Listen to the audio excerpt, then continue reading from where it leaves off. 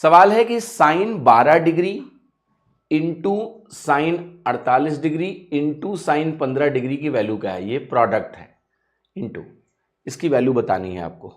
अब देखो इस सवाल को करने के पहले कई सवाल होते हैं, उनको पहले देखना होता है ध्यान से। अगर ये 12 डिग्री है तो ये जो एंगल होता है ये 60 माइनस 12 डिग्री है। ठीक है, अब मैं आपको एक रूल बताने जा रहा हूं।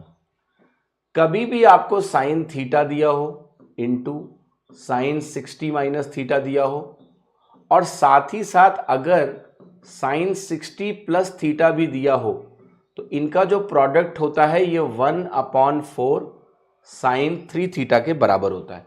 ये बात आपको पता होनी चाहिए, तब ये सवाल आपसे हो पाएगा, नहीं तो ये सवाल आपसे नहीं हो पाएगा।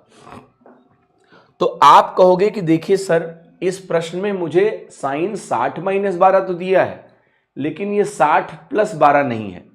ये साइन 12 है, 60 माइनस 12, तो मैं कहूंगा जो नहीं है उसको ले आते हैं। तो साइन 12 लिख लो यहां पर, और इंटू ये हो गया साइन 60 माइनस 12, एक तरह से साइन 48, और हम यहां पर साइन 60 प्लस 12 अपनी तरफ से दे देते हैं ताकि ये रूल हम लगा पाए। अब जब ये साइन 60 प्लस 12 होगा तो आप कहोगे अभी मेरे पास साइन 54 यहां पर रखा हुआ है, मैं कहूंगा यस। लेकिन अगर आपने साइन 72 का गुणा किया है तो आपको यहां साइन 72 से डिवाइड भी करना पड़ेगा ताकि आपका एक्सप्रेशन सेम रहे, ये ना बदले। अब मुझे एक बात बताइए आप यहां पर, ये वैल्यू क्या हो गई, sine theta, sine 60 minus theta, sine 60 plus theta, तो ये वैल्यू हो जाएगी 1/4 साइन ऑफ 3 थीटा, तो 3 इंटू 12 डिग्री हो गया। ठीक है, और यहां तो है ही आपका साइन 54 बटे साइन 72, साइन 54 बटे साइन 72, इसको एज इट इज लिख लेते हैं।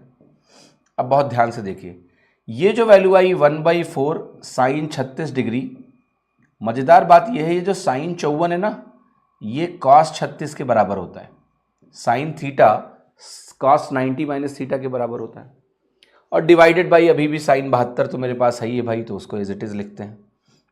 अब देखो यहां से, अगर मैं इसको एक 2 दे दूं, मतलब इसको मैं एक एक्स्ट्रा 2 प्रोवाइड कर दूं, ठीक है, तो मैं इसको एक एक्स्ट्रा 2 दे रहा हूं, और अगर मैंने इसको एक एक्स्ट्रा 2 दिया तो मुझे इस 4 के साथ एक 2 और गुणा करना पड़ेगा डिनोमिनेटर में ताकि प्रोडक्ट ना बदले।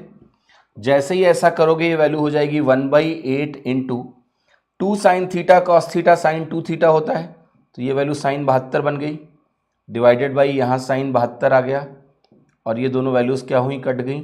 आंसर आ गया आपका 1/8।